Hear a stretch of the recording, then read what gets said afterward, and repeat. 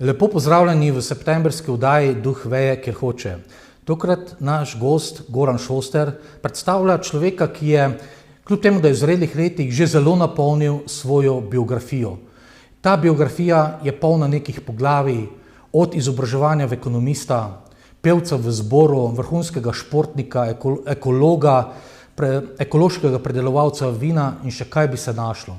Marsikaj sem izpustil, marsikaj sem že napovedal, vse ostalo pa torej v današnjem pogovoru z gospodom Šosterjem. Lepo pozdravljeni. Pozdravljen. Najprej, ker jaz se vas najprej spomnim še iz odbojke, morda je pred odbojko bilo še tisto, ko smo kot še mladi poslušali, da nekdo tu v prostoru piše projekte, ampak tega se bova dotaknila, tega vašega pionirstva v pisanju projektov. Torej, vedel sem, da je nekdo odbojkar in ko smo gledali, mislim, dejansko ste zelo elegantno igrali, bili torej tudi reprezentant, status vrhunskega športnika, ampak najprej ste se ogledali odbojko na olimpijskih igrah mogoče? Zelo malo. Malo? Ja, zelo malo. Moram reči, tu pa tam pogledam kakšen šport, kakšno kolesarstvo, tudi odbojko, seveda Janjo Garnbret, obvezno. Ja, da ste navijač Janje, se je nenormalno, mislim, to je res vrhunska. Fenomen. Fenomen je, ona je fenomen. Ona je svetovni fenomen, to ste moje besede dejansko uporabljali. Ona je svetovni fenomen, ja. Potem pa seveda, kot Slovenec, seveda tiste najuspešnejše predstavnike države naše, na olimpijskih igrah, Andrej Oleški, seveda, tudi. To je lepo presenečenje. Sem imel srečo, da sem ravno gledal, ko je neposredni prenos, to je bilo, prevoščiš veselje, ne? Ker vi veste verjetno, koliko je tu odrekanja. Mislim, saj ne nazadnje, šport zna biti krivičen. Marsikoga, ki je, ne vem, se odpovedoval podobno kot ti, ki jih potem vidimo na televiziji, mi ne vemo niti za njih, ne? In kot vrhunski športnik verjetno tudi zato cenite, ne samo te, ki so prišli z medaljami, ampak verjetno, da sploh prideš do tega statusa, koliko je tu odrekanj, ne? V nekaterih športih je to bolj izrazito vidno, ne? Recimo, če pogledamo smučanje, tam gre za pravzaprav zmage v centimetrih oziroma bi rekel, stotinkah, sekunde. To so takšne majhne razlike, da jih pravzaprav več z nekim objektivnim človeškim instrumentom, z očesom, z sluhom, z glasom ne moramo več dojemati, se pravi, tukaj smo prešli meje in tukaj je na nek način velika krivica storjena vsem tistim, ki so v ozadju in nikoli ne pridejo do svojega trenutka slave. Čeprav menim, da tudi ta gonja za slavo ima v sebi skrito eno veliko past. Dejstvo je, da vrhunski šport je tako, bi rekel, podvržen konkurenčnosti, da tu ogromne množice vrhunskih športnikov garajo preko meje zdravega razuma. In tukaj seveda si delajo škodo, se pravi, telo ni narejeno za takšne napore, zlasti, če se ti napori začnejo že v zgodnjem otroštvu. Tukaj delamo pravzaprav slabo uslugo mladini, dobro v tem smislu, da jo usmerjamo v pozitivne vrednote, da ji privzgajamo nekega kolektivnega duha, da znajo deliti uspeh, da znajo prenesti poraz. Ampak tisto, kar je pa fizičnih naporov, ko vidimo recimo otroke, ki trenirajo 2-krat dnevno, to je pa že pretiravanje. Tu pa že delamo škodo. Tu se zelo strinjam z vami, recimo ta ko so rekli, sistem Sovjetske zveze, ko že na začetku zelo selekcioniral glede na predispozicije, telesne, druge, ti si za ta šport, ti si za tega nisi, za onega si. Recimo, to je kar kruto, niti ljubiteljsko ali pa do nekega normalnega nivoja te ne spustijo z treningom, če želiš, ne vem, izkoriščati neka državna sredstva. Potem so rekli, ne vem, če želiš videti doping, pojdi na amatersko kolesarsko tekmo Franja, ker ta gonja biti v tistem 1% najuspešnejših, in ta dostopnost tudi za to moderno industrijo, kemijo, ki je zdaj omogoča, res, ne vem, da telo gre čez mejo, to, ko ste rekli, naše telo ni bilo narejeno za to.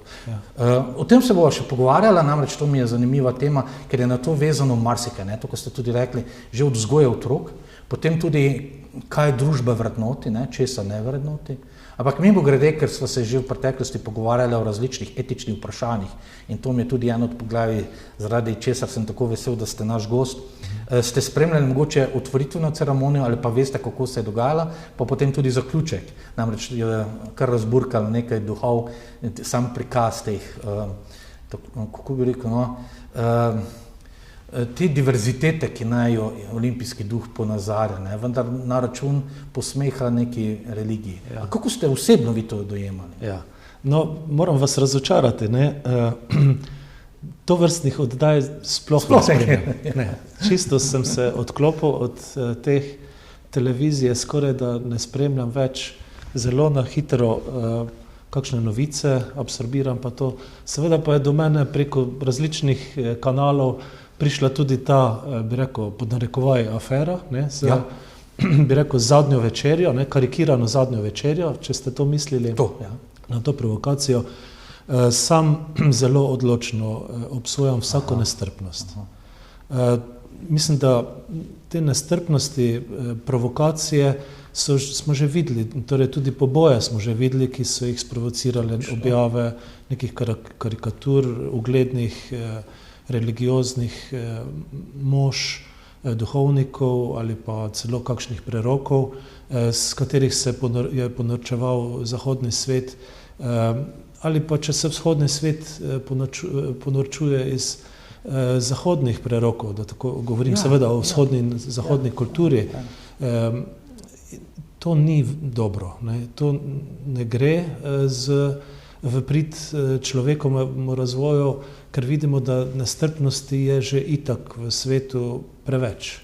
In če pride potem še, bi rekel, na takšnem dogodku, ki ga gleda verjetno največ ljudi na svetu, potem je to pravzaprav dobi neke nove razsežnosti. Potem to ni samo, bi rekel, vic, ne, gostilniški vic, ampak gre že, ima že potem politično konotacijo, takšna provokacija, da rečem, ne, to ni več vic potem in tu se potem lomijo kopja, ne, seveda čustva so prizadeta, veliko milijonov ljudi je potem tu prizadetih in to dobesedno je v nasprotju z olimpijskim duhom, ki naj bi pomenil to, da ni pomembno zmagati, ni pomembno biti boljši od sotekmovalca, ampak pomembno je igrati igro, pomembno je uživati v tem, kar počneš, v tisti svoji spretnosti. In to se mi zdi, da smo pravzaprav malo izgubili. Zopet se moram strinjati z vami, ne, ker če jaz vas spoštujem in vem, kaj je vam sveto, potem ne morem tistega, kaj je vam sveto, ne spoštovati, če spoštujem vas. In tudi to je že, ne, ko ste rekli, popolnoma, po moje zdaj že evidentno, da ne gre več za neko, ne vem, rečemo neko karikaturo ali vic ali pa nek zgolj, ne vem, pobalinstvo. Ker jaz ravno to, ko ste omenili, da gre v ozadju že za nekaj dosti bolj resnega, ne, neko politično namero, ki se pa začenja izražati vedno v teh nekih spektaklih, masovnih dogodkih, ki se izkoriščajo ravno za to sporočilo. Torej, krščanstvo, kaj je sporočilo? Krščanstvo ni resno, je vrednost posmeha, ne, ker če opazujete tudi, ne, recimo Super Bowl, mislim, ta ameriški nogomet v Ameriki, ne, ki se potem tudi, ko je finale, je tudi dogodek, na katerem se je marsikdaj že tudi pred milijoni in milijoni gledalcev prezentiralo vse prej kot krščanske, recimo, teme, potem Evrovizija.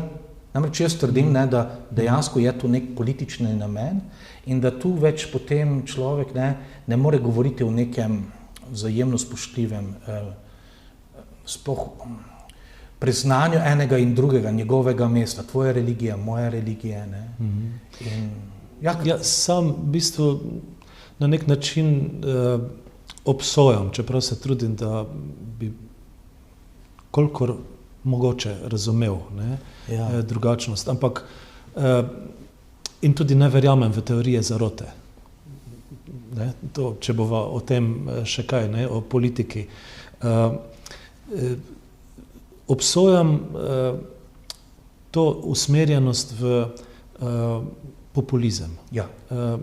Ne, temu so podležni tako politiki, stranke, tudi ne nazadnje religije v veliki meri in ta starorimski princip, ne, dajte ljudem kruha in iger, ne, potem boste imeli mir v državi in jo boste zlahka upravljali. Ne.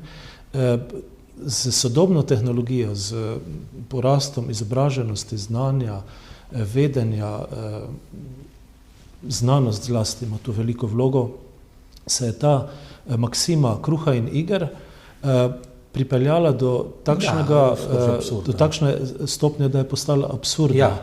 In pravzaprav bi rekel kulturno neokusna, no, da tako rečem, ne, ker nočem se izpostavljati nobene prireditve, nobenih spektaklov in tako dalje, ampak ves čas se gibljamo na meji tistega, kar je še sprejemljivo za nek normalen razvoj človeka, ki je zelo, mogoče nekateri težko samokritično razmišljajo, nekateri pač a priori verjamejo temu, kar skozi ekrane ali skozi neke medije dobijo informacije, dobijo sliko, dobijo ponaredek, dobijo laži, vse več laži, ne, kroži v medijih in ljudje so nebogljeni, nekateri ljudje so nebogljeni. Verjamete v socialni inženiring, da vendarle preko medijev se lahko nekaj mass formation, kot pravi Desmet, ne, ta sociolog, oblikovanje množic,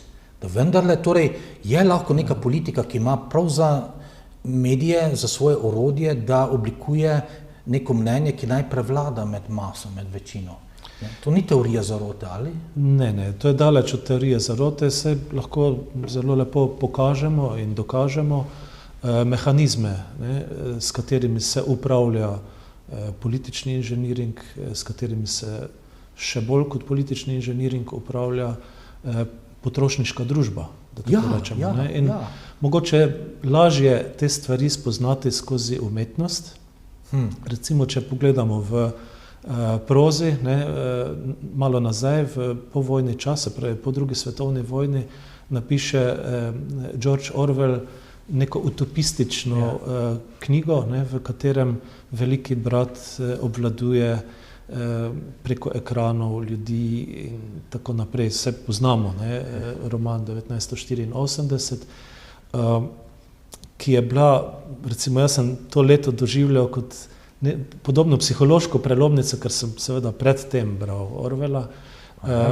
Ja, seveda, ne, to je pač v času študija že, ne, med 81 pa 84 sem, se pravi 85 sem študiral in takrat sem se pravzaprav intelektualno ozavestil ali pa prebudil, kako naj rečem temu. In podobno smo pozneje doživljali leto 2000, nismo vedeli, a bodo računalniki še delovali v letu 2001, ali se bo sesul cel informacijski sistem. Ampak bila je ena taka psihološka prelomnica za tiste, ki smo poznali to knjigo. In no, absurdno oziroma žalostno pa je to, da vidimo, da ta umetniški pogled na možne neke izhode družbe, ne, če bo stopnjevala v neki smeri neželjenje, potem privede do tega, kar imamo danes. Danes smo priča temu. Ne. Se pravi, nismo več priča nekemu velikemu bratu, čeprav absolutistični režimi vidimo, da so na pohodu. Ne, to je dejstvo, temu se ne moremo izogniti, ker smo na ta način zmanipulirani, da je to potem postane ponujena forma kot edini izhod iz krize, potem absolutistična oblast, ki potem lahko pokaže neko jasno pot ljudem, ki so sicer nevedni. Ja, in tu vseeno potem teoretiki zarot uporabljajo to sintagmo, ne, problem, reaction, solution, torej stvaranje problema, počakati na reakcijo, vem, da ti že imaš pripravljeno tudi rešitev, ne, ki jo serviraš, ne, in si potem ti tisti odrešenik in te sprejmejo kot odrešenika, ker si ti ne vedo, da si zakuhal krizo, vidijo samo, da si že pa ponudil rešitev. Ne? Tako da o tem, no, bi rad komentiral to, če dovolite. Namreč stvari se pravzaprav ponavljajo ali pa, bi rekel, reflektirajo na različnih ravneh. Če sva govorila zdaj o globalni ravni, ne, smo mi Slovenci zelo močno doživeli ta scenarij, ne, romantični scenarij prebujenja naroda, formiranja lastne države. Ne.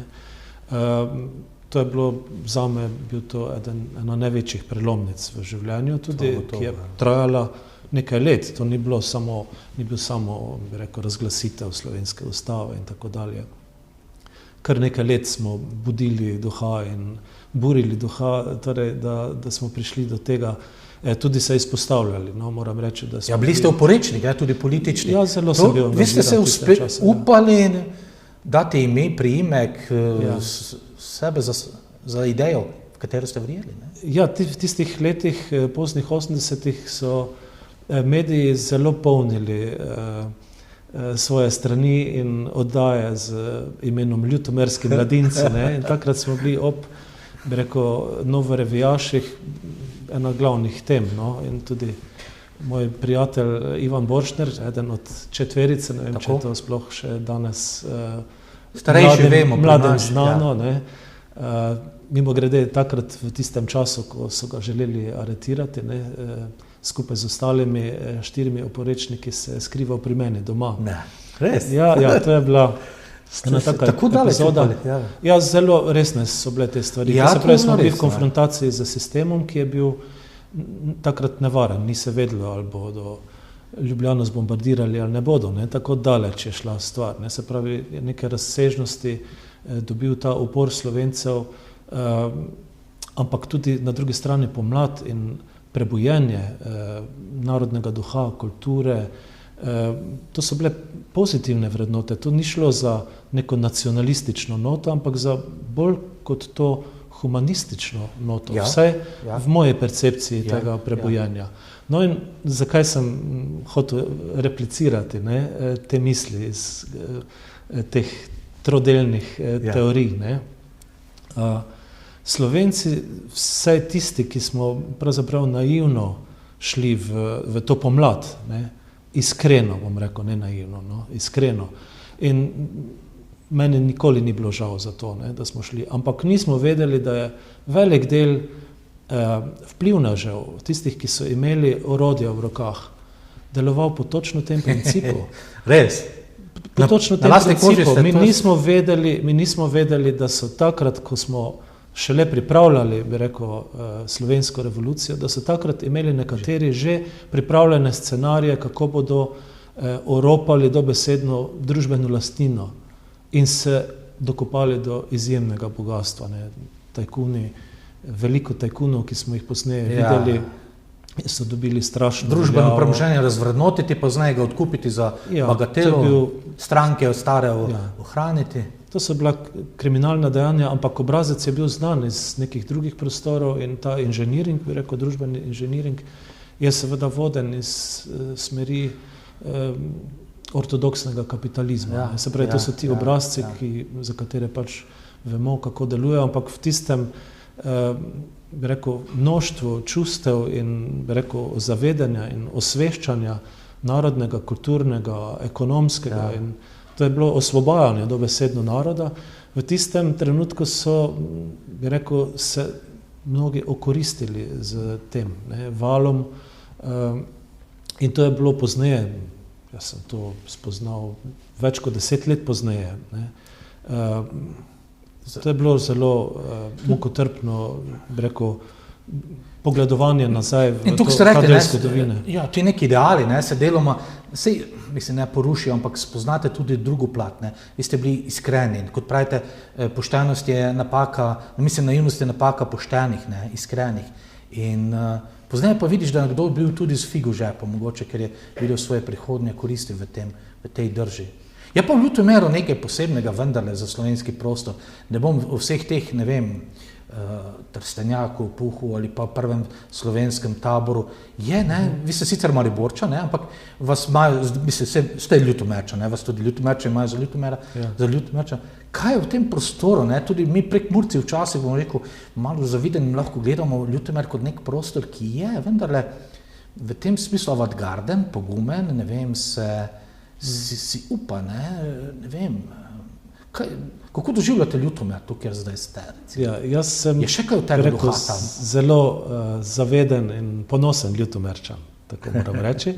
V Mariboru sem se rodil, tako da nisem bil nikoli Mariborčan, razen v času, ko sem igral odbojko za jugoslovanskega prvoligaša, pa študij seveda je povezan s tem. pri čemer je bila odbojka na prvem mestu, seveda na drugem pa Res, študij. tako ste strastni. Ja, tako smo seveda, bili smo plačani za to, da smo igrali, ne, smo bili takrat na nek način profesionalci. Prva Jugoslavijska liga, ne? Ja, to so bili lepi časi, ja. No, hočem reči, ne. Se pravi, samo rojeni v Mariboru, ampak ja. Tako, ja, drugače pa sem živel. Verjamete v to idejo, Prekmurec, Prlek, ali je Pomurje vendarle zdaj bolj vaša identiteta, ali je vendarle rajši Prlek kot Pomurec? Ja, zdaj, kar se tega tiče, bi mogoče najprej, ja, pozneje, ampak najprej okrog Ljutomera, ne. Ljutomer je zelo zaspal na, bi rekel, lovorikah prejšnjega stoletja. Ja, treba je razumeti, ja, ste potrdili moje dnevo. Treba je razumeti to, Ja. da je bil v 19. 20. stoletju je bilo to območje ob Muri, ne, zelo rodovitno območje, še danes seveda izrazito kmetijsko območje, je bilo polno močnih kmetij, izobraženih kmetov. Močni intelektualci. Se pravi, ta želja po znanju, želja po tem, da otroke zašolajo do najvišje možne stopnje, je bila izjemno močno prisotna v tem območju. Lahko bi mogoče celo primerjavo naredili. V času Marije Terezije in še pozneje, do prihoda industrijske revolucije, je bilo to območje Silicijeva dolina v današnjem smislu. Zato, ker je kmetijstvo, ja, poglejte, kmetijstvo je bilo v tem času vodilna ekonomska panoga na svetu. Ja. Tega se ne zavedamo, ne? In to je pravzaprav bil na nek način tiste pokrajine, kjer so bile močne kmetije, izobraženi kmetje, potem njihovi otroci šolani. To je bilo vrelišče intelektualnega duha. In to je treba razumeti, na ta način je treba razumeti prvenstvo Ljutomera, recimo, ki je pa bil obrobna dežela, ne? Obrobna slovenska dežela. Tukaj pravzaprav na obrobju se velikokrat zgodijo kulturni preobrati, revolucije, avantgardne ideje in na ta način je treba Ljutomer. Ker je težje kontrolirati, ne, iz centra, laže Ja. nekdo izstopa morda, kot bi v centru. Ne. Ja. In če pogledamo recimo pozneje, ne, se pravi ta inercija, ki pride recimo Prekmurje, je v tem času bilo deležno velike revščine in zato tudi velik eksodus. Ja, to prav. In kaj se potem, bi rekel, kakšen je refleks generacij, ne? Refleks generacij, če pogledamo Prekmurje 100 let po, bi rekel, revščini ali pa še mogoče manj, se Prekmurje prebudi. Imamo danes fantastične Prekmurce, nekateri od njih so moji dobri prijatelji, ki krojijo slovenskega duha, bodi si v kulturi ali znanosti ali na kakšnem drugem področju. In o tem ni bilo se sanjati takrat, ko je bil Ljutomer na nekem vrhuncu v tistih časih, ko je bila kmetijstvo vodilna panoga. To se pravi, je treba to prvenstvo Ljutomera v nekih zgodovinskih ciklih razumeti in skozi ta pogled ostriti, bi rekel, ta refleks zgodovinski. Ne. Kar se pa tiče Pomurca, Prekmurca, Prleka, jaz sem se veliko ukvarjal v življenju z tem. In potem, ko sem se ukvarjal z tem, sem ugotovil pravzaprav, da gre za vprašanje identitete. Sam sem si razčistil te stvari skozi teorijo, sem namreč takšen človek, da sem se skozi knjige dokopal do večine, bi rekel, svetovno-nazorskih spoznanj in veden nasploh. Ljudje privzemamo v različnih življenjskih obdobjih in v različnih okoljih tudi različne identitete. Hkrati nosimo v sebi mnoštvo identitet. Nemalokrat sem se v Bruslju srečal z Hrvatom ali z Makedoncem ali z nekom in sva bila iz iste, pod narekovajo, iz iste vasi, sva bila, tako sva se čutila tam. Ne. kolikokrat v Ljubljani ali pa v Mariboru ali kje druge smo bili z Prekmurci, Prleki, pravzaprav ramo ob rami, to je bil brat bratu, ne? To ni bilo vprašanje, ne? To je prvi pravzaprav ob katerem stojiš, ne? To se pravi tvoja kri, dobesedno, ne? Se pravi, ne moreš biti bližje, ne? Ko pa smo metali kamne čez Muro, ne?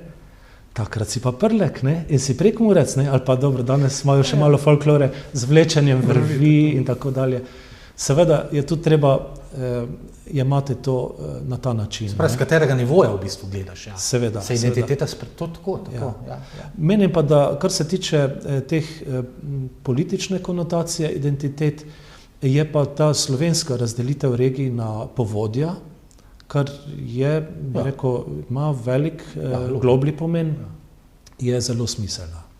Je zelo smiselna, v tem smislu sem tudi že pred leti lansiral v enem projektu slogan Naša Mura in Mura nas povezuje in podobne slogane, da bi poskušali presegati to, bi rekel, tradicionalno, bi rekel, identiteto na drugem nivoju, ki pa je tudi zelo pomembna. Gotovo. Nemogoče je pravzaprav tudi se odreči vaški identiteti ali pa identiteti ledinskega imena hiše, iz katere prihajaš. Če gremo malo dlje nazaj. To sicer zdaj že izginja, je pa zelo pomembno za formiranje osebnosti in za zdrav vstop v družbo. Ja. Vse to sem enkrat omenil, oziroma zelo na hitro, ne? Ko smo v Beltincih igrali nogomet, spodnji del, zgornji del vasi, to je bilo na nož.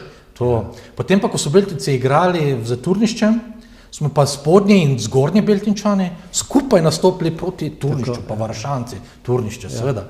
Zdaj pa Beltinci in Turnišče so v Prekmurju. Če pa je bil potem derbi, recimo z kakim z Štarcem, smo pa in Varšanci, in spodnji Beltinčani, in zgornji Beltinčani proti Štarcem. In potem, ko smo pa bili, recimo, šli na nekem proti Avstrijcem, takrat se pa in spodnji in zgornji Beltinčari, in Varšanci, ne Turniščari, in Štarci poenotimo, da skupaj navijamo proti Germanom, proti Avstrijcem. In skratka, jaz sem tudi zelo zgodaj prišel do tega, samo potrjujem, kar ste rekli, jaz sem bolj na primeru nogometa, da je odvisno od nivoja, kje se čutiš nekomu bliže ali pa kdaj se čutiš tujega. Sam sem doživljal to mnoštvo identitet tako skozi šport, podoben primer, kot ste ga navedli zdaj vi, seveda jaz sem bil odbojkaš na tem področju, vedno znova, na različnih tekmovanjih, na različnih ravneh. Potem v kulturi smo doživljali to. V znanosti, da rečem, me zmeraj spremljalo, knjige so moja stalnica, spremljevalnica in tukaj tudi. Pravzaprav, če sem čisto iskren, skozi desetletja, ker sem se ukvarjal z identiteto in tudi prebiral knjige o tem, sem v lanskem letu naletel na eno zanimivo knjigo, ki je še nisem prebral. Preletel sem jo, ampak že sam naslov izda to dvom, da sem morda bil zaveden z temi knjigami ali pa z svojimi izkušnjami, namreč govori v duhu časa seveda o pasti identitete. Se pravi, midva sva začela današnji pogovor z nestrpnostmi in s provokacijami, ki lahko ranijo čustva bodisi vernikov ali kultur in tako dalje. Tudi preveč potencirano poenotenje z nekim območjem, ali bodisi z nacijo, ali z neko kulturo, ali z religijo, nemalokrat vodi v past, ko postanemo nestrpni. In se pravi, identity trap je naslov, ta identitetna past. Me zelo zanima, ali bom moral kakšne svoje svetovne nazore revidirati, ko se bom prebil skozi to. To je smisel življenja, da imaš občutek, da vendarle lahko, dokler ti deluje, da spoznavaš, da se izobražuješ, da tudi sebe, korigiraš v tisti smeri, za katero misliš, da je pravo. Pa vseeno me zanima, se potem imate kdaj za pripadnika globalne vasi, svet kot ena vas. Vas globalizem v tem smislu privlačijo ali odbijajo? Zdaj nisem povsem... Globalizem moramo pač dojemati skozi več prizem, ne? Več vidikov globalizma, številni vidiki globalizma smo. Ne? Simpatičen vidik globalizma so bile kavbojke, ne? Ko smo jih oblačili po celem vzhodu, ne?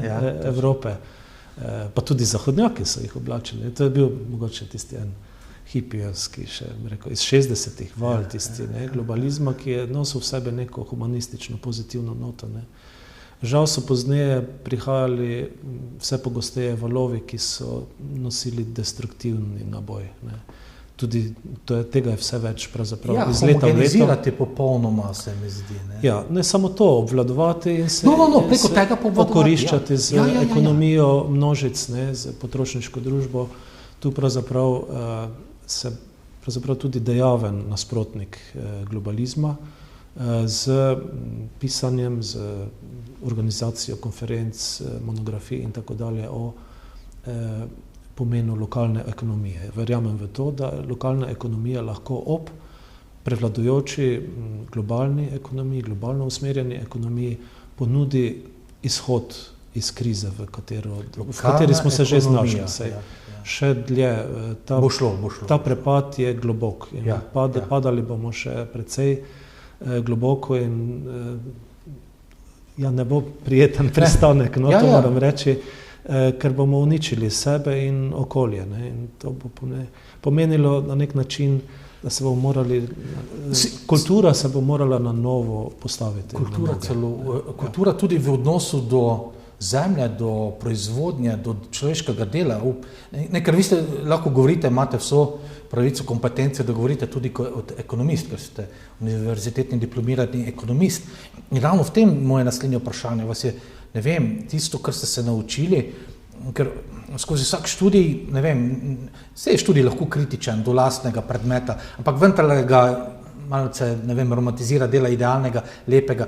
Ste razočarani nad tem, kar so vas učili, da ekonomija vse zmore, da ima trg lastne mehanizme za samokontrolo, da je delo lahko tudi pravično plačano, da ni nujno, da prihaja do izkoriščanja, potem vidimo po življenju, da je vse prej kot to. Ne? Se pravi, kaj je od tega, tako bom rekel, iz vaših študentskih let v času študija ekonomije, pa do tega, da o ekonomiji razmišljate še zdaj, in da prijede do spoznanja, da je rešitev lokalna ekonomija, kaj je zdaj potem, kako bi rekel, od te velike teorije ekonomske, ki so te velike misleci pa Nobelovi nagrajenci to razlagali, kaj sploh uporabno oziroma kaj je vaš kriterij, kaj je potem dobra ekonomija, kaj je slaba, kaj treba obdržati, sprejeti, kaj zavračati, zavreči? Zdaj, v bistvu v tem vprašanju je več vprašanj skritih, verjetno ne bom mogel nasloviti vseh, pa vendarle na kratko. Ekonomija je resna znanost, čeprav bi temu oporekali kakšni fiziki in kemiki in tako dalje. Ne? Se pravi, ortodoksni naravoslovci imajo družboslovje, da to ni egzaktna znanost, za polje interpretacije je možno od A do Ž, se pravi zelo široko, pa vendarle gre za resno znanost in ni je možno zapopasti z enim stavkom ali pa z eno mislijo. Seveda, mainstream, da tako rečemo, glavni tok te znanosti je v službi kapitala. Ja. To je treba odkrito povedati, tukaj ni veliko skrivnosti in kapital pa ni znanstven. Kapital je pa zelo, bi rekel, ozko usmerjen v smeri profita, v smeri izkoriščanja virov, dokler so in kjer so viri, ki jih je možno vzeti, izkoristiti za svoj profit, za svojo korist, tam je polje ekonomije, tam se dela ekonomija. No, moram pa reči, da ta svoj odnos oziroma svoj pogled, pa bi rekel, rešitev v lokalnih ekonomijah, do tega se nisem dokopal skozi ekonomsko literaturo, ampak skozi filozofsko literaturo. V času mojega študija sem prebral 10-krat več filozofije kot ekonomije. Ja, to je bilo mogoče takole. In to me pravzaprav spremlja vse življenje. In na ta način sem tudi, bi rekel, precej drugačen, torej netipičen ekonomist. No. Nekdo bi celo rekel, da kvarim ugled ekonomistom. To ne, ampak z filozofije, kateri moto ste prevzeli, da bi ga veljalo aplicirati potem tudi v ekonomiji? Kateri filozof, s katero mislijo vas je najbolj navdušil? V ekonomiji, ja, verjetno Schumacher, ne? Schumacher je pravzaprav mogoče z enim sloganom Small is beautiful. Small is beautiful. Naredil kar eno, bi rekel, se pravi, lepota v malem, lepota malega. Tako, mentalno revolucijo v tej ekonomski znanosti in tudi prvi je, bi rekel, takole znanstveno utemeljil, kaj pomeni graditi ekonomijo od spodaj navzgor, ne, iz malega proti recimo regionalnemu, nacionalnemu, ne takoj težiti k nekim gigantskim sistemom oziroma. Tako. Samo to je že bilo hitro polje vašega delovanja, ne, kot sem omenil, vi ste, ko še nismo vedeli, kaj so projekti, FARE projekti, ne, to so bili že tam pozdih 80, začetku 90-ih, že v vaših domeni, se pravi, tudi kot direktor razvojne agencije, ne, tudi dejavnosti na področju turizma, v ekološko kmetovanje, permakultura, ustanovitelj Društva razvoja slovenskega podeželja. Se pravi, vi vendarle, to, ko ste izvedeli skozi študij v ekonomiji, kar ste korigirali s filozofijo, poskušate vendarle tudi prenesti v prakso, koliko se da. Ravno te small is beautiful, podeželje, slovensko podeželje. Ta moja strast do znanja, ki sem ga skozi knjige, bi rekel, nekako izpolnjeval, koliko sem, je bila vedno motena iz strani življenja, ki me je obdajalo. In sem, bi rekel, takole naivno, kot otrok, prvo igračo, ki mu ponudijo, pa skoči na tisto igračo in je čist nor. Smo vsi taki bili. In potem seveda pozabi na to, da je treba se prehranjevati, da je treba, se pravi, da so neke bolj osnovne potrebe tudi v njem še vsaj ene. Torej, mene življenje, okolje, razmerja, ki so nastajala, družbena situacija me je dobesedno posrkala zmeraj. V vsakem desetletju sem bil popolnoma predan tistemu izzivu časa in zato tudi nikoli nisem doktoriral, torej nisem akademsko se je realno življenje okupiralo do konca. Tako, jaz sem se predal tistemu izzivu časa in je potem zmeraj zmanjkalo časa za tisto poglobljeno sedenje, študij nekega ozkega področja in potem pisanje.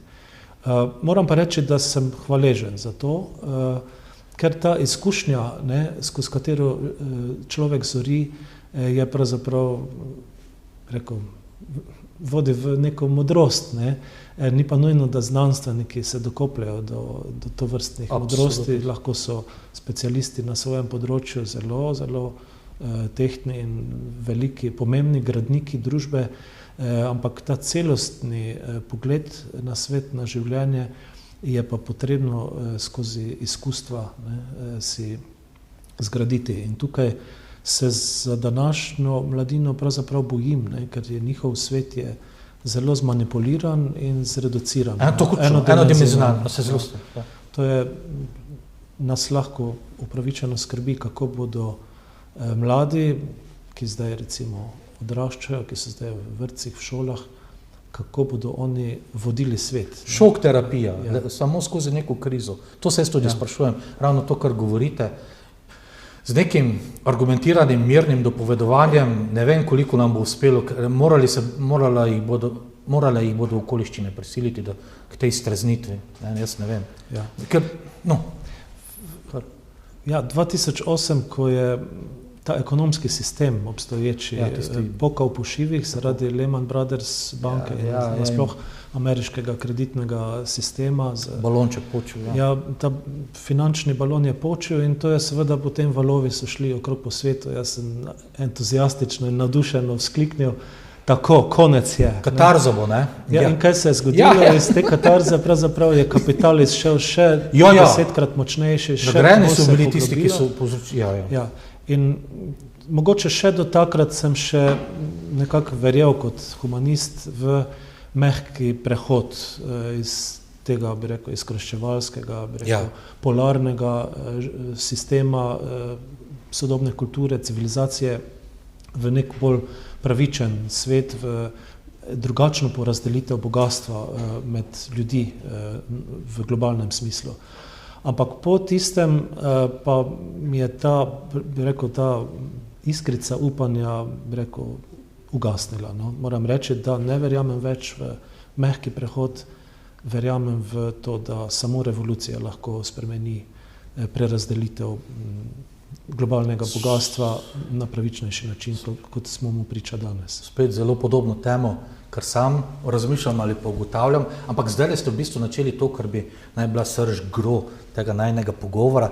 Tale vaš, tale upogled, ki je ni zgolj materialističen, večkrat ste zdaj že omenili humanizem, da vas je privlačil, tudi ste omenili, da vas odbija populizem, recimo vsa ta vera v to pozitivno spremembo v času, ko ste bili oporečniki ali pa v času, ko ste se začeli ukvarjati z ekološkim kmetovanjem ali pa permakulturo, torej biti tudi pošten do zemlje, torej, ali pa ko ste brali filozofijo, kako vi razumete svojo duhovnost. Torej, vi niste, odkud črpate? V neko religijo, v versko veroizpoved ne pripadate. Vendar svoj kredo, verjamem, to iz česa izvajate in kako ga potem posredujete svetu okrog sebe. Ja, morda na kratko samo okrog veroizpovedi. Jaz sem rojen 61. leta, to je čas komunističnega režima, in oče in mama sta bila intelektualca, vidno intelektualca v tem prostoru, v ljutomerskem prostoru, mamica učiteljica, oče direktor kmetijske zadruge, in mene so nas skrivaj peljali v Maribor krstiti. Res? Ja. To je, se pravi, na nek način se je takrat moje oporečništvo nekako položilo skoraj v zibelko. In pozneje sem vedno znal, vsako desetletje sem bil oporečnik na nekem področju. To je zgleda pač ta neka pionirska vloga, usoda, da tako rečem. Seveda, moja radovednost za odkrivanje duha je bila vedno prisotna in moram reči, da sem iskal skozi vse tri, bi rekel, družbene fenomene, ki iščejo Boga, ki iščejo duhovnost, sem tudi sam iskal primarni vir, da tako rečem. In to se pravi skozi umetnost, skozi znanost in skozi religijo. Kar se tiče religije, me zelo zaznamovala ta New Age-evska literatura, ki sem jo prebiral v času študija, kot Mali princ, Jonathan Livingston, Galilei, Castaneda, sem celo predelal takrat že. Ja. In skratka, tu sem, bi rekel, odpiral svojega duha, ker nisem bil deležen krščanske vzgoje. To imate prav, kar pravite, da nisem, bi rekel, po izvoru nisem, bi rekel, bil navajen ritualov, ki se izvajajo v krščanski cerkvi. Sem pa z leti, ko sem iskal vir, sem prihajal vedno bližje pravzaprav spoznanju, da sem del evropske kulture in tu je prevladujoč kulturni moment, kulturni obrazec je tu krščanstvo. Ne glede na to, da ima seveda različne veje, od vzhodne do zahodnih različic. In krščanstvo sem sprejel za svoje, bi rekel, duhovno izhodišče in skozi veliko prebiranja, ne samo krščanske literature, seveda osnova je svetopismo. Res? Veliko pa moram reči, vsaj toliko pa sem prebiral tudi budistično literaturo, zlasti zen budizem me je zelo prevzel in sam bi težko rekel, da sem opazil kakšne bistvene razlike pri iskanju tistega izvora, prvobitnosti, Boga. To se pravi, če smem reči, to je zdaj sicer zelo, bi rekel, skrajšana, veroizpoved, kako naj rečem, pripadam krščanski kulturi, tudi hodimo v cerkev za družino, moj 4. otrok, najmlajši, s katerim naju loči 50 let, je vzgajan v krščanskem duhu in verjamem, da je tako tudi prav. Ne. Seveda pa mu odpiram duha onstran institucij. No. Z institucijami moram reči, imam sam kot oporečnik, ne, kot bi rekel, pravoverni oporečnik, sem imel zmeraj težave z institucijami, zato poskušam gledati onstran institucionalnih religij.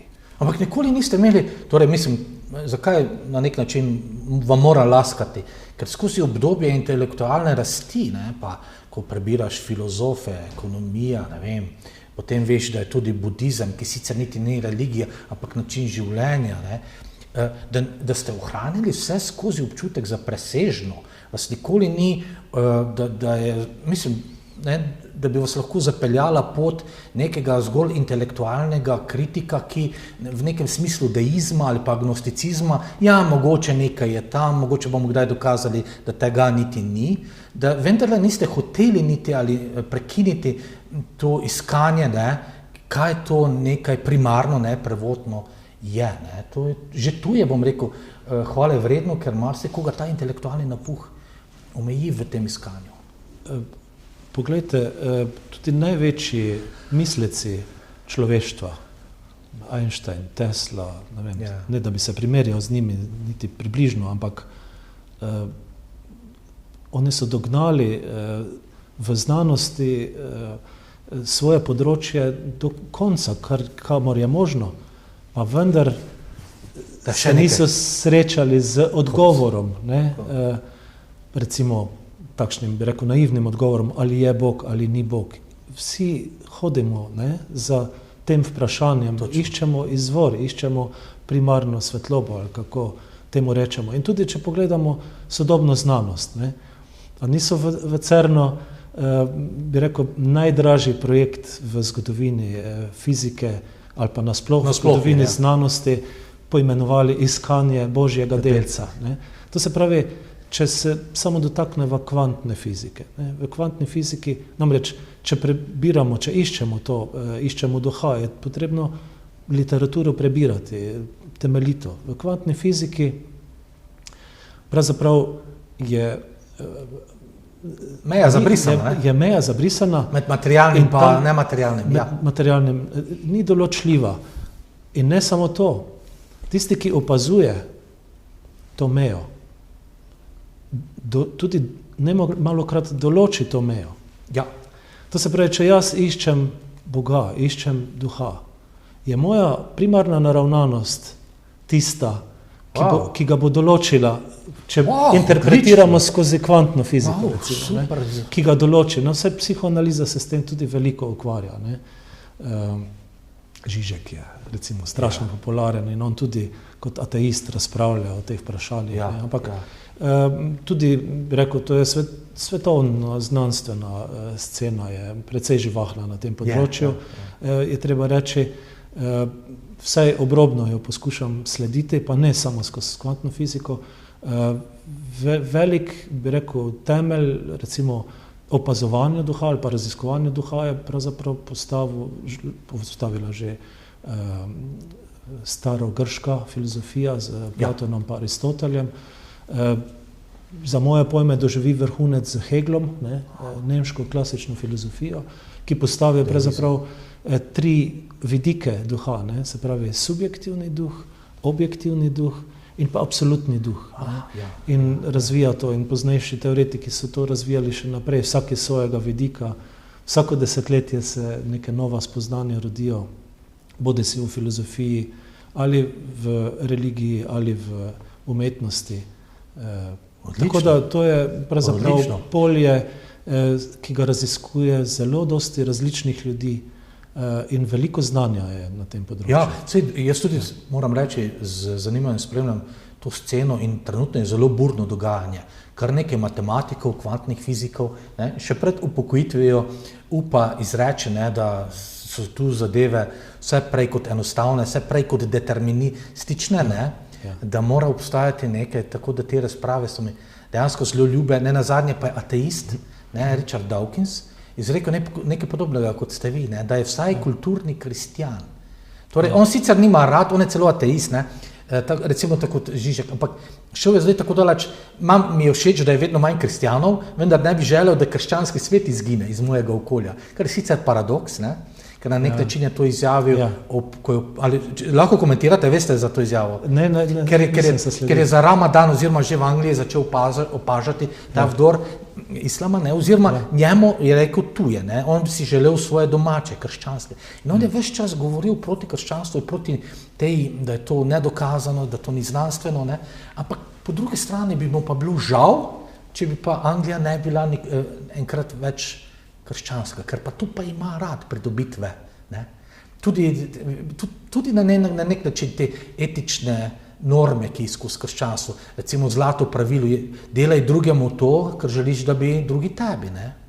Jezusovo pravilo, ali pa kaj je nekaj.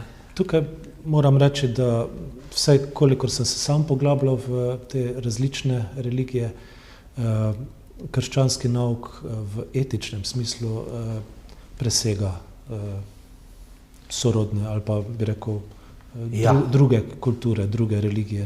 Presega v tem humanističnem smislu etiko postavlja na zelo visoko raven. Ljubi bližnjega kot sebe. In pravzaprav, če bi bila zahodnoevropska, evropsko-ameriška kultura vsaj malo bolj krščanska, kot se kaže v resnici, ne bi imeli vojn, ne bi imeli izkoriščanja, ne bi imeli tovrstne ekonomije, ki smo ji priča, toliko revščine, toliko krivic, ampak bojim se, da je bila to stalnica že takrat, ne, saj pravzaprav tudi krščanstvo je imelo že svoje korenine v starejših verovanjih, ne, in tu je seveda takšnemu prelomu v pojmovanju človeka, kot smo mu priča z pojavom Jezusa Kristusa, takšnega preloma ni bilo, ne, v zgodovini zahodnoevropske kulture, ne. Čeprav so bile visoko razvite civilizacije že v času mlajše kamene dobe, ne, ko smo pravzaprav se odmaknili od narave v agrikulturo, ne, to je bil pravzaprav pravi vzpon človeka, se je tu začel. Velika mesta, Jeriho, Ur, ne, ko so stara po 3-4 tisoč let, še več morda. Zdi se mi, da pravzaprav še najlažje skozi umetnost vstopamo v to polje neznanega, ne, v to polje nedoločljivega, ne. Bodi skozi katerokoli zvrst umetnosti. Menim, da ta intuicija, ki jo ljudje nosimo v sebi, je morda neka bližnica, ne. Ljudje si zelo prizadevamo, sam sem tudi med njimi, da bi z povečevanjem znanja, s poglabljanjem v vedenje se dokupovali do nekih odgovorov, ampak to je preveč ambiciozno za človeka. Jaz bi tako rekel, da ljudje smo preveč obsedeni s samimi sabo, ne. Ta antropocentrizem je zadobil take razsežnosti, da je postal samodestruktiven. Ja, po drugi strani pa vendarle nek specizem, katerega želijo negirati. Torej da je razlika med homo sapiens, med človekom pa živalmi. Nekateri celo trdijo, da te razlike ni. Ampak vem, da sem morda že osladen, ampak ponovno se moram strinjati z vami, ko ste rekli, da mogoče znanost tudi, ne bom rekel, da nikakor ne, vendar skozi umetnost, namreč ta ugovor, da bi neka ontološka razlika med človekom, ki je Bogu podoben, tudi po tem duhu, ki se izraža skozi umetnost, in živalmi, ki tega nimajo, vendarle je, ne. In recimo jaz sem ravno v teh pogovorih včasih z kom pogovarjam, ne, ko bodo, ne vem, psi ali pa delfini napisali nekaj podobnega kot Mozartov Requiem ali Handlovo tisto mašo v B-molu, ne, potem se bom začel tudi o tem pogovarjati. Ampak to napeljujem pa zaradi tega, ker ste že zdaj večkrat izpostavili umetnost in ste vendarle tudi, poleg vseh teh, bom rekel, znanstv, filozofije, ekonomije, projektnega dela, direktorovanja, želeli tudi ta del sebe izživeti, ne, umetniški. Namreč pojete kar že vrsto let v Orfeju in to na zelo visoki ravni. Najprej, kateri glas pojete in ali takrat, to je bolj čisto tehnično vprašanje, in potem, ali se vam je že kdaj pripetilo v nekem vem, da to ne more biti pogosto, ampak nek trenutek vznesenosti, ko čutite to presežnost ravno skozi to, kar prihaja od vas in veste, čakaj malo, to mi pa, se vam naži koža. V tistem času, ko sem prišel iz študija nazaj v Ljutomer, kot mladi ekonomist, sem pač podoživel ta preskok iz nekega urbanega sveta v podeželsko mesto, da tako rečem, kjer se v primerjavi z pravimi mesti ne dogaja kaj veliko. In potem je pač spontano nastala potreba potem, da bi se družili tudi na kulturnem področju. Zelo močno je to vzniknilo ob tistih uporniških časih, ko smo osamosvajali Slovenijo, tudi ta potreba po tem, da bi soustvarjali tudi v umetniškem polju. In smo začeli prebirati baročno glasbo, se pravi te, bi rekel, srednjeveško glasbeno literaturo, kar takrat ni bilo zelo pogosto še. Takrat je to bilo zelo redko in v tem smo bili že nekaj malo posebnega, spet ponosni Lotmeržanci. Ampak to je pač bil duh časa tistega okolja, tiste družbe, v kateri smo bili. Sam sem bil pobudnik tega zbora ali pa med 3 pobudniki, da tako rečem. In to je potem šlo, preraslo v eno ne samo druženje, ki je bilo ves čas, bi rekel, skozi vsa desetletja zelo pomemben del prepevanja v tem zboru, ampak po ustvarjanje tudi zahtevnejših umetniških del. Mene je recimo marsikatero obdobje prevzelo, ko zapoješ in zdaj pridem v skupini, seveda, ko soustvarjaš glasbo na nekem resnejšem nivoju. To pa je seveda možno, če vložiš v vaje, v delo, v glas. Je vrhunski šport. Je podobno, veliko podobnosti, veliko časa je potrebno vložiti, veliko dela, nemalokrat je to pravo garanje, ampak bogato poplačano potem z tistim končnim rezultatom, ki se zgodi v interakciji z občinstvom. In to, kar se nam dogajalo, recimo Orfeju na nekih turnejah po Franciji, Španiji, Nemčiji, Italiji, ne vem, v veliko državah smo bili, v velikih katedralah, pa tudi v majhnih cerkvicah. Nemalokrat smo podoživeli to, lahko bi rekel, ta božji delec, ki ga iščejo znanstveniki. Moram reči, to je pač privilegij umetnosti, ampak to se ne da programirati. Ti moraš narediti vse, kar je v tvoji moči, da izostriš obrtniški del tistega, kar ali poješ, ali delaš poskus v fiziki, ali raziskuješ družboslovne nekaj stvari. Če si perfekten obrtnik, potem imaš možnost nadgradnje ob seveda kančku sreče. In ti koncerti, kjer smo ob kakšnem, bi rekel, zaključnem delu, kakšne pesmi doživeli to, mogoče pretirano reči, razodetje, to je tisto, ko grejo in publiki in seveda pevcem mravljinci. In to je res enkratno, velikokrat. To vam zavidam. Imate šolani glas, ali ste se ga želeli šolati, ali imate dober posluh po naravi? Tenor ste ali bariton? Prej ste rekli, na visoki ravni pojemo. Jaz sem tenor, torej pojem višje lege.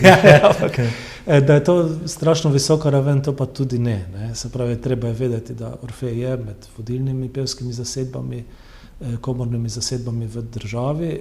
Slovenija je med vodilnimi v svetu, to je treba reči, smo izjemno visoko kotiramo v tem. To se pravi, je nek nivo, objektivno je nek merljiv nivo, ampak tukaj gre bolj za to, koliko ljubezni uspe katera skupina preplesti z tem, kot sem rekel, temu obrtniškim delom, s tem garanjem. Tukaj je velikokrat meja zabrisana in je treba velikokrat vztrajati preko svojih zmožnosti, podobno kot vrhunski šport, nas tudi uči. In če to otroku privzgojimo, da mora še en korak naprej narediti takrat, ko je že zelo težko, ko že trpi, pa še en korak naredi. Takrat mu damo možnost, da on vidi, da se svet ne konča s tistim aktom trpljenja, ampak da je možno preseči to in potem je možno upati tudi na neko preobrazbo, da ne rečem na neko vse trenutke razodetja. Ta preobrazba, to razodetje, jaz bom to probal povedati, če se strinjate, da v bistvu takrat spoznaš, da ta celota, ki si uspel zgraditi, je več kot samo seštevek osnovnih elementov. Se pravi, ta celota takrat, ta vznesenost, ta ekstatičnost, ima v sebi še nekaj, kar ne moreš pripisati samo, seštevku, en pevec plus drugi pevec, sta dva pevca, tisto je dalo, preskok neki se zgodi, Tako. Ja, veliko stvari mora biti izpolnjenih za neke preskoke. Če pogledamo recimo znanost, v znanosti recimo so se dogajali spremembe paradigem, so se dogajale postopoma.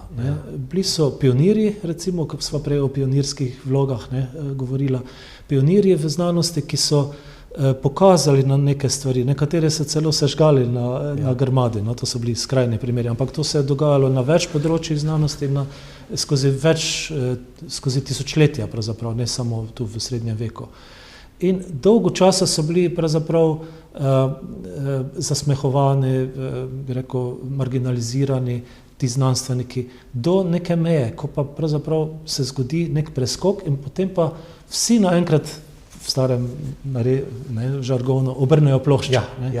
In to se potem pač zgodi tudi v umetnosti, z menjavo slogov, ampak vedno znova pa pravzaprav ugotovimo, da je možno v nekem času, je možno s tistim orodjem, s tistim znanjem, s tistim vedenjem, ki takrat obstaja, priti do neke točke, kjer potem nastopi tisti moment preskoka, ali je materija, ali je duh, ali je nematerija. Tukaj pravzaprav vedno znova prihajamo do istega izvora, do iste dileme. Točno, ker mislim, da je Voltaire, eden izjemnih intelektov, umov, izredno zanimivo življenje, upornik zelo tudi proti religiji, pa ne vem, če bil ravno veren, ampak mislim, da je on rekel, nič ni močnejšega kot ideja, katere čas je prišel. Ker se je nakopičilo ne moreš ustaviti. In ne moreš ustaviti. Se bo zgodila. Se bo zgodila. In na nek način oba mislim, da tudi čakava, da bi se nekaj takega še za času najnega življenja zgodilo, da bi to, kar je tudi moj predmet zanimanja, etičnost, se pravi, delaj drugemu to, kar želiš, da bi drugi tebi, tako enostavno načelo.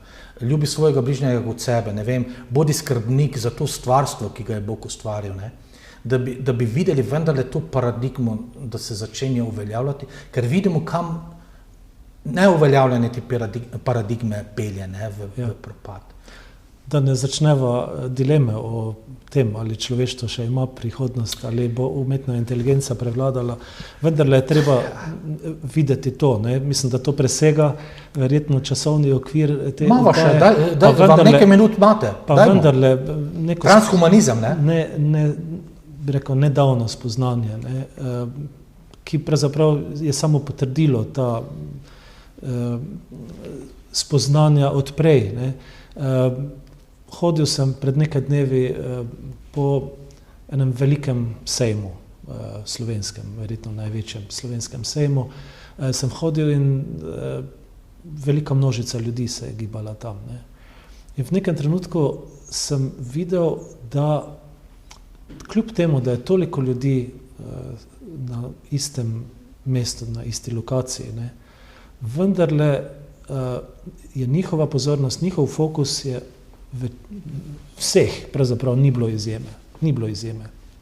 Fokus, vse sejmi so nenazadnje bili temu namenjeni, da so se ljudje ogledali predmete ali neke stvari, ali je to lahko zdaj računalniški ali kmetijski sejem ali kakršenkoli sejem.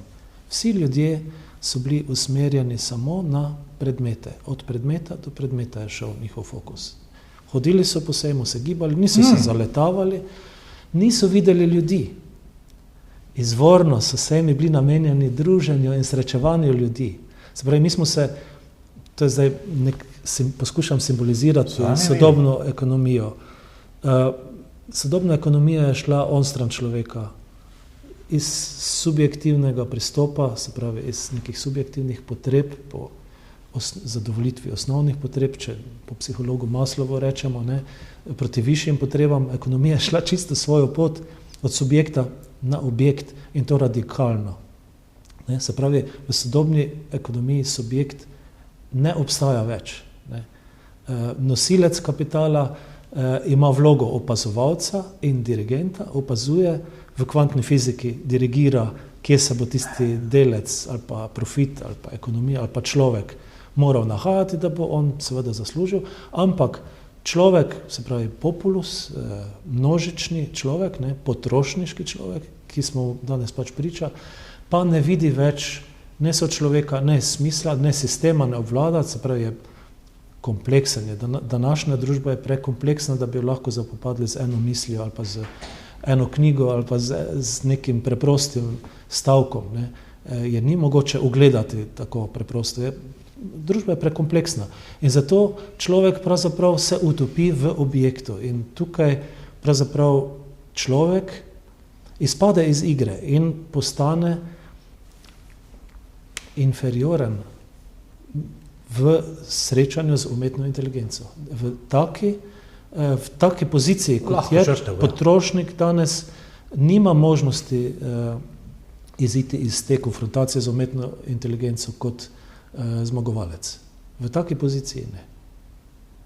Tu se spet strinjava in ravno ta objektivizacija skoraj vsega, kar je okrog nas, ne, na neko utilitarnost, na neko, ne vem, instrumentalno vrednost, ki jo ima bodisi, ne. Jaz sem pred leti zdaj že enkrat napisal članek, to bolj že proti zaključevanju, ampak najnega pogovora, ker lahko bi nadaljevala še ure, z naslovom Deobjektivizacija Mure. Namreč zakaj? Ker vi ste bili dejavni tudi kot ekolog, ne? Prizadevali ste si že zelo zgodaj med prvimi za ohranitev Mure, ta ekološki čut v vas je del tega osebnega kreda, ne?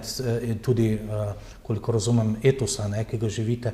In jaz sem tudi se spraševal, nekdo pravi samo, to je volumen vode, ki teče brez veze dol, to je nek, mislim, naredimo še večji kanal ali naredimo, ne?